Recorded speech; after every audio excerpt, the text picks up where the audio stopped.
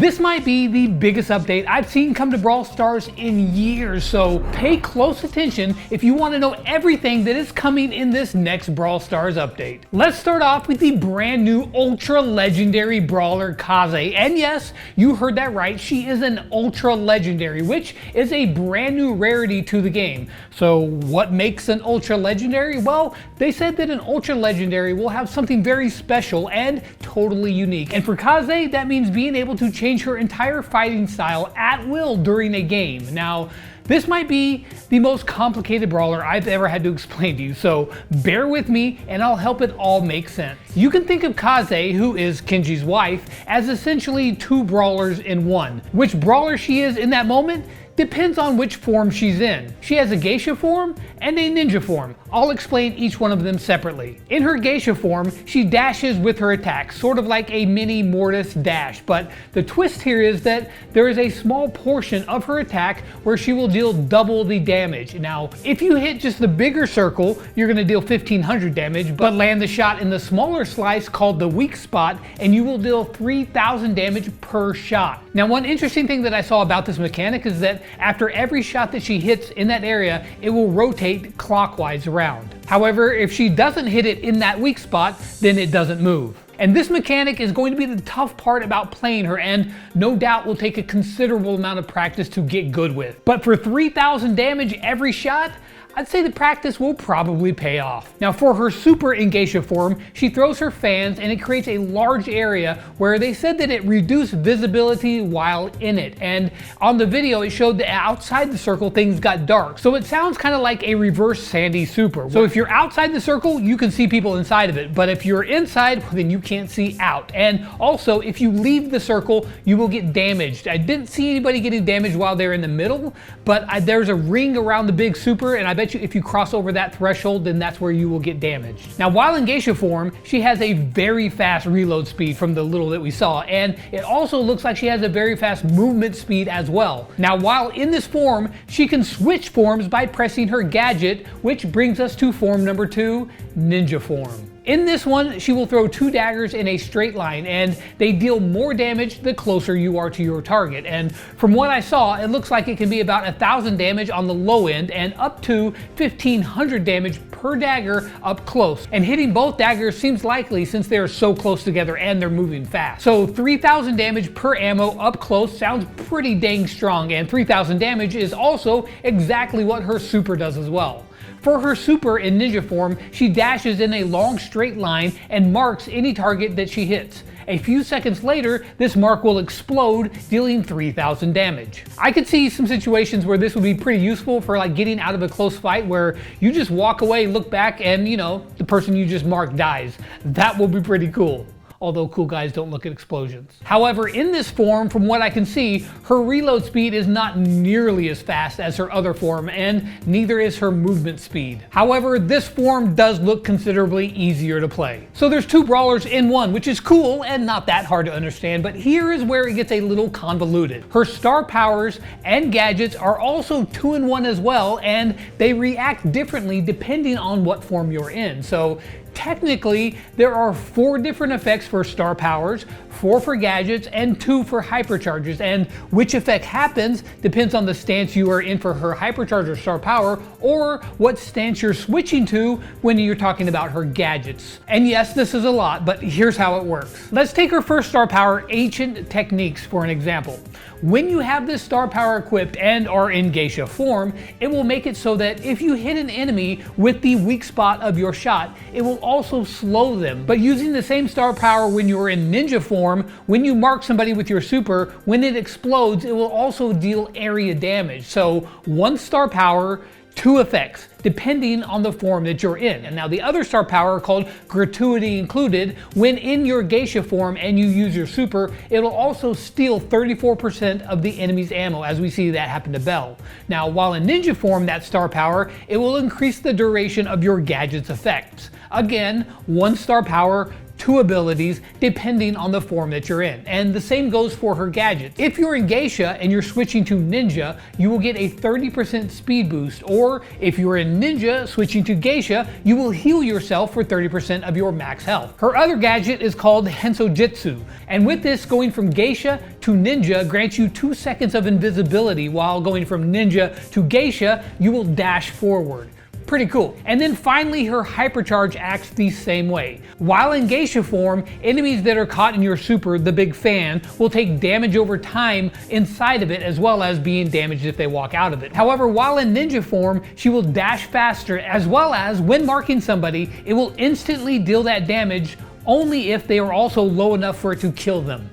Okay, that is a lot for one brawler, and hopefully I explained it decently clear, but if not, well then you can subscribe and come back for a Kaze 1v1 versus every brawler video that I will be doing soon, where I'll not only just be able to tell you, but I'll be able to show you everything about this brawler who looks really freaking cool. However, Kaze, she's not the only brawler coming in this update. We also have Jay Young. Now, this brawler is also a little complicated, but nothing like Kaze. Jay also has 2 different modes, and they are both similar at the core. Both of them fire a single long-range projectile that pierces targets. The only difference between them is what mode you're in. Is it going to be party mode or work mode? In party mode, he throws bottles that damage enemies for 1700 damage, but also heals his friendly targets for 1300. Similar to Byron, but the heals happen all at once. Now in work mode, his shots only deal 1500 damage each. However, they leave a trail on the ground that gives a speed boost to you and your teammate. Now unlike Kaze, you switch modes by using your super. Now when you use your super to swap modes, you also get a buff and an effect that happens that goes along with it,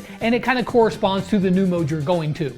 Going into party mode will heal teammates nearby, and going from party mode to work mode will give you and your teammates a speed boost. Now if you noticed, he has a little circle around him while he is in work mode. This is tied to his star power called The Crowd Goes Mild.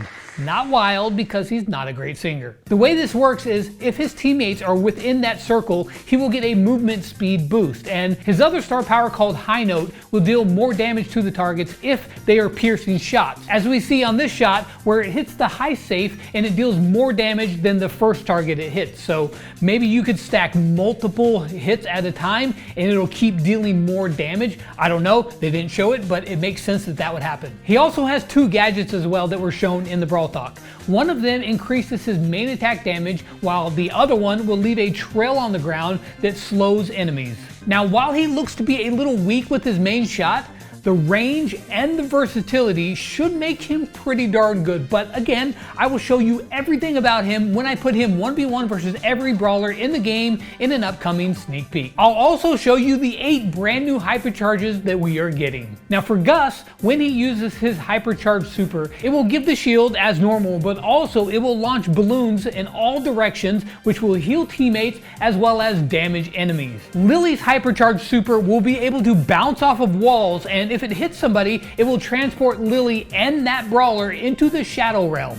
Kinda crazy. Clancy's hypercharge will fire out and then they will come back to him, dealing damage both ways, sorta like Crow's hypercharge. For Amber, she throws out a massive oil spill, and when ignited, it will continue to burn for 3 seconds after it is lit on fire. Good luck trying to dodge this one. Now Willow's is really cool because when she uses her hypercharged super, she can mind control somebody as normal, but while she is mind controlling another brawler, she is completely immune from damage. So this will really help her out, because usually you have to make sure you're really safe with Willow so you won't get killed while you're mind controlling somebody, but now that won't be a worry. Griff's hypercharge will allow his super to not only go through walls, which is crazy enough, but also when it comes back, a second wave of banknotes will recall as well, dealing even more damage, as if his super wasn't already scary enough. Good luck with that. Now for Kenji, it will pull enemies close to the middle of his super, and after he slashes it, instead of returning back to his starting point, he will reappear right in the middle of his super, ready to slice and dice some more. Now for Kaze, well, I actually already told you about Kaze's earlier, so I guess you should have been paying attention. Now, while these hypercharges are permanent, there are some temporary mutation-like abilities coming in the May season called the Battle for Katana Kingdom. This season will be split up into 4 chapters. Each chapter will unlock new events, and they are going to all revolve around collecting sushi, opening these sushi rolls for huge rewards, and collecting Wasabi Powers. Now, a lot of this is a familiar style. Wasabi Powers are similar to the mutations in the Godzilla season, or even the ones in the SpongeBob season. And just like those seasons, sushi rolls are also similar to collecting like the eggs or the Krusty Cash or even the pizza in the Pizza Planet. The idea is simple. You log in every day, you collect sushi. You play games, you collect sushi. Win many events against other players, you get some sushi. Even play as a club in a reskinned Mega Pig style game, and yeah, you guessed it, sushi. Now you collect these and then open up your sushi rolls, and with these you're going to get a wide variety of rewards ranging from progression currency like gold and power points and even some credits, all the way up to things like brand new skins and even new brawlers and hypercharges. But another thing that you can get are Wasabi Powers. There are 4 levels of Wasabi Powers, the lowest being Hot and going all the way up to Inferno. Now they are a limited time and they will only be active in game modes marked with the Wasabi icon. Again, just like the Godzilla season. They showed us a chart of all 60 brawlers that are getting the powers, and in the Hot category, we see that Pearl will getting a power allowing her to start at full heat, and her main attacks do not consume her heat either, which sounds pretty dang strong, and that's only considered a normal hot power. Now another hot power is for Pam, as her turret can now overheal, which I'm guessing is going to act like Poco's hypercharge, and it'll give you a shield on top of it if you are already at full health. 8-Bit will be able to place multiple turrets with extra health, and Shelly is the last one in the hot power that we see, and it makes her super do a full 360 degree crazy massive range super. Pretty wild looking. Again, that's just the hot ones. That's like the lowest tier. Now for the extra hot Wasabi Powers, we see Lola with 2 clones, and likewise Penny getting 2 turrets, which does that mean if she has a hypercharged Wasabi power, will she get 4 turrets? I don't know about that one. That one might be a little bit too crazy. Stu gets a crazy hot power where every time he supers, he also fires out shots all around him. And for Mr. P's crazy hot power, his shots will split after they bounce and then slide. Kind of like a very miniature Penny shot, but like longer and more suitcasey. Because that's a word.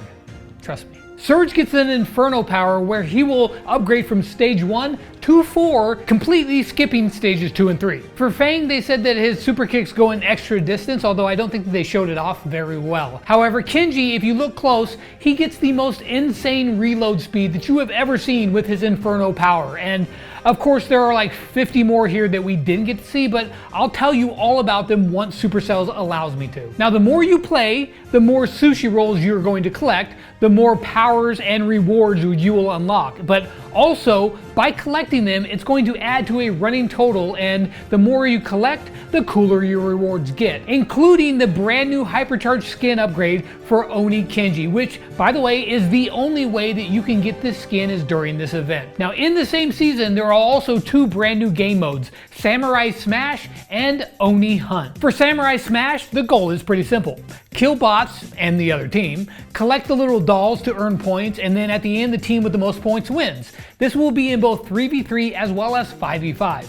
Now for Oni Hunt, it's kind of like boss fight, but with a massive hypercharged Oni Kenji. And when you beat the Oni Kenji, you can move on to the next stage and he's going to get stronger, just similar to the way it does with boss fight, progressing through the different difficulties from normal up through insane, whatever. It also looks like his attacks are going to be different than the normal boss fight though, so that's going to be pretty fun to try out. And finally, for the first season, there will be a bunch of new skins, and honestly, they all look really dope. Kasa Obaki Piper, I'm going to butcher all these names, you know what, just deal with it. But she's going to be the Brawl Pass skin, and of course you're going to get some chromos to go along with it. There is a Cursed Kenji skin with a really cool looking model and like green shot effects. And then there's Tanuki Sprout, which just looks adorable. We have Wanderer Gray, which I really love, and Gray has actually been getting some really cool skins lately. And then Terra is getting one called Shuku Teki. I'm sure I said that exactly right. Mwah, chef's kiss on my Japanese. Ash is getting one that's very similar to Ninja Ash, but darker and kind of cooler. And then finally, Angelo is getting a Tengu skin that also looks pretty darn cool. The skins in this first season coming up are absolute fire. And all of that starts on the 1st of May, but if you think that this info palooza is over, and yes, I just made up that word, then you're going to be sorely mistaken, because we have yet another full season to cover with a brand new game mode that is totally new. Well, at least to Brawl Stars it's new. It's a Brawl Stars MOBA. It's called Brawl Arena, and if you've ever played any MOBAs, then you kind of know the deal, but it's like a trimmed down version of them. There's 2 outside lanes with turrets to take control of, with little waves of bots that'll give you cover while trying to take over them, as well as a center section for the jungle.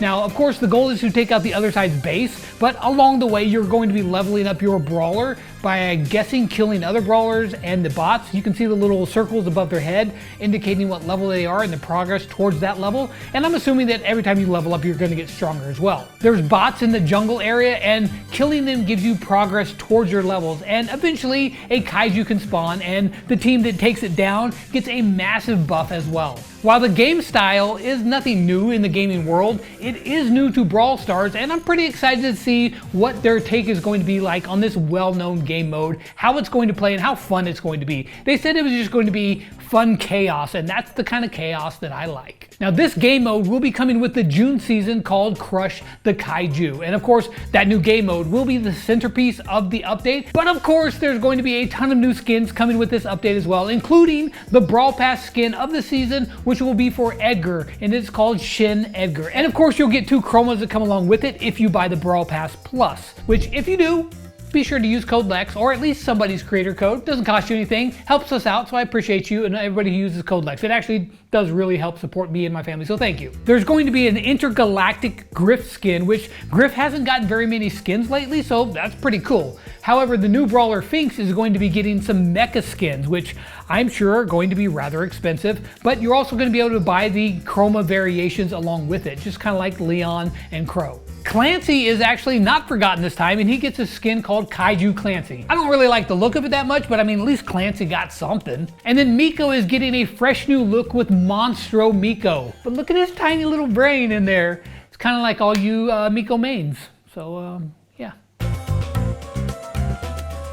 There's a new Supercell ID reward skin with Witch Mandy that looks really awesome, as well as Street Shade, and the proceeds from Street Shade will help fund the Brawl Stars esports, and on top of that, it just looks really darn slick. Now, there's also a bunch of 29 gem skins for those of you who want the style, but are a little light on the gems. The Surge and the Lou skins there are standouts to me. They look really cool. Now, it would be better if those skins were for free, but I mean, since you watched to the end of this, you can scan this QR code and you'll get a free pin, which is pretty darn cool, but not as cool as what I'm gonna show you if you come back for tomorrow's sneak peek. So you just come on back, I'll be waiting for you, or I'll be waiting somewhere around here. I'll be in your device. I'm not gonna be in your device. I'm leaving now.